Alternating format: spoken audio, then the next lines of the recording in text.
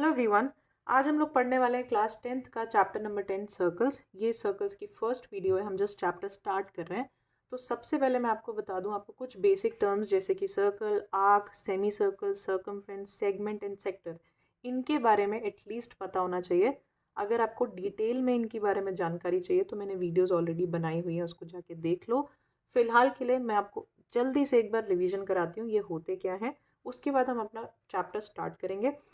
एक सर्कल क्या है? सर्कल है एक डेफिनेट पॉइंट से इक्वल डिस्टेंस पे आप अगर एक लाइन ड्रॉ करो, हर बार इक्वल डिस्टेंस, जैसे यहाँ से भी डिस्टेंस इक्वल है, यहाँ से भी इक्वल है, कहीं से भी मेजर करो, इस पॉइंट से इक्वल डिस्टेंस पे एक लाइन ड्रॉ की जाए, उसको हम सर्कल कहते हैं।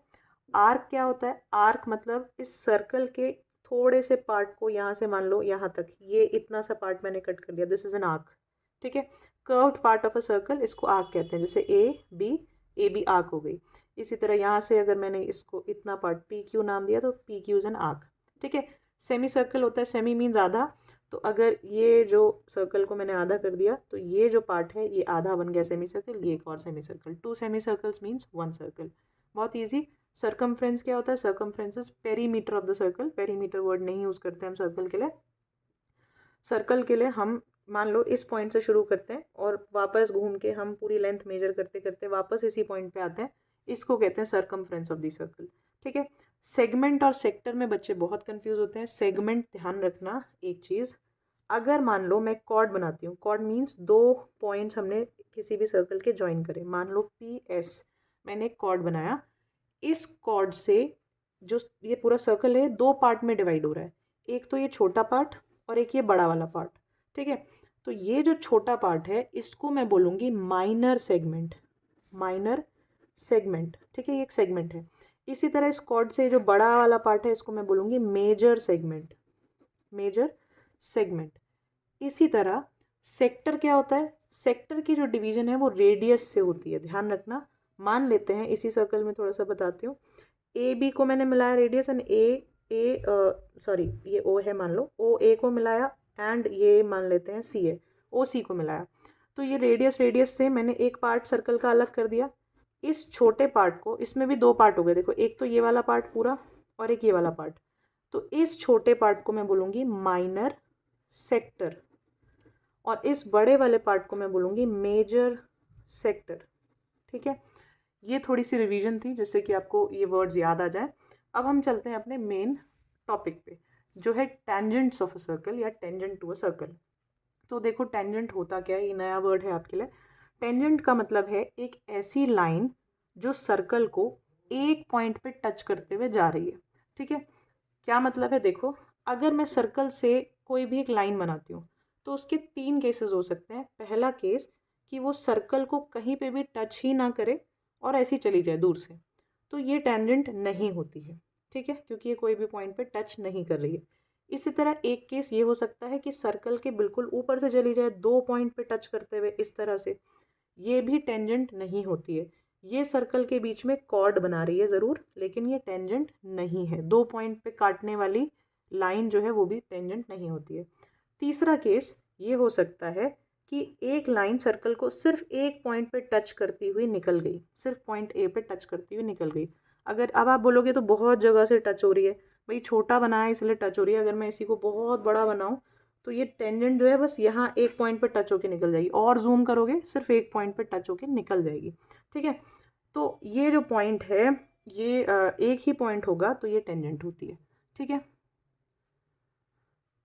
जिस पॉइंट पे ये जो टच करती है इस पॉइंट को कहते हैं पॉइंट ऑफ कांटेक्ट। ध्यान रखना, पॉइंट ऑफ कांटेक्ट।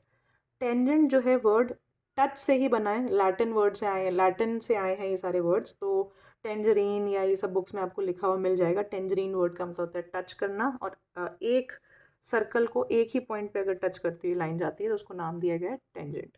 ठीक है, अब आगे देखते हैं इस टेंजेंट से रिलेटेड बहुत सारी प्रॉपर्टीज़ हैं, बहुत सारी बातें हैं जो बहुत जानना बहुत ज़रूरी है। उसके बाद हम उस बेसिस पे क्वेश्चंस करेंगे। आपको यहाँ पे कुछ बातों का ध्यान रखना है, जैसे एक सर्कल से एक पॉइंट पे एक ही टेंजेंट पास हो सकती है, 2 नहीं हो सकती। ठीक है, एक सर्कल से एक पॉइंट पे टच होती हुई एक ही टेंजेंट पास हो सकती है, 2 टेंजेंट उस एक पॉइंट से पास नहीं हो सकती। दूसरी चीज़, एक सर्कल पे आपको ये ध्यान से सुनना है, एक सर्कल पे मैक्सिमम 2 पैरेलल टेंजेंट हो सकती है। पैरेलल का मतलब है जैसे मान लो मैंने एक टेंजेंट यहाँ बनाई, ठीक है, एक टेंजेंट है मान लो एल टेंजेंट, ठीक है, ये यहाँ टच कर रही है। इसी के पैरेलल अगर मैं कोई टेंजेंट बनाऊंगी, मान लो मैं यहाँ बनाती हूँ, ये पैरेलल है, तो ये दोनों बिल्कुल जो है 2 ही हो सकती हैं। पहले तो एक पेयर ही होगा, 2 ही होंगी, तीसरी पैरेलल टेंजेंट नहीं बन सकती। अगर आप कोई और पॉइंट से गुजरते हुए बनाओगे तो पैरेलल नहीं बनेगी, ठीक है। दूसरी चीज़ आप ध्यान से देखोगे तो ये मान लो ये एम टेंजेंट है और ये पॉइंट बी है, ये पॉइंट ए है, ये इसका पॉइंट ऑफ इंटरसेक्शन हो गया, ये इसका पॉइंट ऑफ कॉन्टैक्ट हो गया, ठीक है। इनके जो बीच का डिस्टेंस होगा वो हमेशा ही डायामीटर होगी, ठीक है। आपकी सर्कल की डायामीटर ही होगी 2 पैरेलल टेंजेंट के बीच में, क्योंकि आप खुद ही देखो, इसको खुद कॉमन सेंस लगाओ कि एक सर्कल है, वहाँ से एक लाइन बनाई है, आपने एक और पैरेलल लाइन इधर बनाई है, वो दोनों एक एक पॉइंट पे टच करती हुई जा रही हैं, तो उनका जो डिस्टेंस है, पैरेलल लाइन का मतलब क्या होता है, ये कभी भी टच नहीं करेंगी आपस में, ठीक है। टच नहीं करेंगी यानी ये मैक्सिमम दूरी पे बनी होंगी। और वो सबसे बड़ी कॉर्ड क्या होती है, जो सबसे ज़्यादा चौड़ाई जो होती है सर्कल की, वो कितनी होती है, डायमीटर होती है वो, ठीक है। तो ये हमेशा ही डायमीटर होगी, ये आपको ध्यान रखना है। और एक सर्कल से एक पॉइंट से एक ही टेंजेंट पास हो सकती है, ठीक है, ये आपको ध्यान रखना है। आगे बढ़ते हैं। अब देखते हैं एक प्रॉपर्टी है टेंजेंट से रिलेटेड, क्या है देखो ध्यान से। एक सर्कल है, सर्कल से अगर इस पॉइंट से, ये मान लो एक ही पॉइंट से जा रही है, ए पॉइंट से, point of contact is a, ये है आपका सेंटर ओ। अगर एक सर्कल से एक टेंजेंट पास होती हुई जा रही है, तो अगर मैं उस सर्कल की रेडियस बनाऊंगी उस टेंजेंट पर, तो वो हमेशा ही परपेंडिकुलर होगी। आपको ये बात ध्यान रखनी है, ये एक प्रॉपर्टी है, ठीक है। क्या प्रॉपर्टी है, फिर से सुनो ध्यान से। एक सर्कल है, उसके ऊपर से उसके पास से उसको टच करते हुए एक टेंजेंट जा रही है।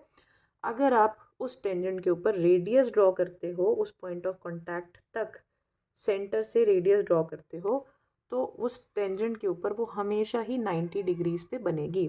आप इसको कैसे भी बना के देख लो, ये सर्कल है, ये गई आपकी टेंजेंट, ये सेंटर से आप ऐसे टेंजेंट को ये पॉइंट ऑफ कांटेक्ट को टच करो तो ये हमेशा 90 डिग्री बनेगा। ये एक प्रॉपर्टी है, ध्यान रखना है आपको। अब एक क्वेश्चन दिया हुआ है आपको, देखो इसी बात को, इसी प्रॉपर्टी को यूज़ करके क्वेश्चन करेंगे। क्वेश्चन में बोला हुआ है एक टेंजेंट है, टेंजेंट पी क्यू, जो कि एक सर्कल को पी पॉइंट पे टच कर रही है, और आपको ओ पी दिया हुआ है 5 सेंटीमीटर और पी क्यू दिया हुआ है 12 सेंटीमीटर, ठीक है। आपको निकालना क्या है, आपको बताना है ओ क्यू कितना है, ठीक है। आपको ये फाइंड करना है, यानी ये वाली साइड फाइंड करनी है। अब देखो ध्यान से, अगर आपको ये प्रॉपर्टी पता होगी कि एक टेंजेंट पे रेडियस जो है 90 डिग्री का एंगल बनाती है, तो ही आप इस क्वेश्चन को सॉल्व कर पाओगे। तो सबसे पहले तो आप ये प्रॉपर्टी लिखोगे यहाँ पे, और इस ट्राइंगल को एक राइट एंगल ट्राइंगल बोलोगे।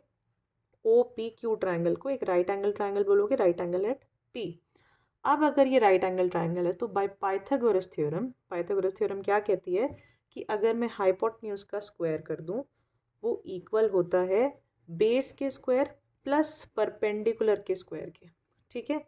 तो हाइपोटेन्यूज क्या है, यहाँ पे देखो सबसे लंबी साइड हाइपोटेन्यूज होती है, तो ओ क्यू का स्क्वायर किसके बराबर होगा, O B, sorry B, base क्या है, पी क्यू, ये रहा, ये बेस है पी क्यू, तो 12 के स्क्वायर के प्लस पी क्या है, पी इज परपेंडिकुलर ये रहा ओ पी 5 सेंटीमीटर, तो 5 सेंटीमीटर वैल्यूज पुट कर दी।